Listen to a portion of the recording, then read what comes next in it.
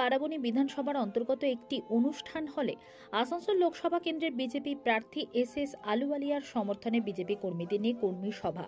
তার মধ্যে শুরু হয়ে যায় ব্যাপক মারামারি। নিজেদের কর্মীদের মধ্যে শুরু হয় বচসা এবং হাতাহাতি। প্রার্থী উপস্থিত হতে নিজের মধ্যে ঝামেলা, পাশাপাশি সাংবাদিকদের ছবি করতে গেলে বাধা দেয়া এবং গায়ে হাত তোলে বিজেপি কর্মীরা। দেখুন বিস্তারিত।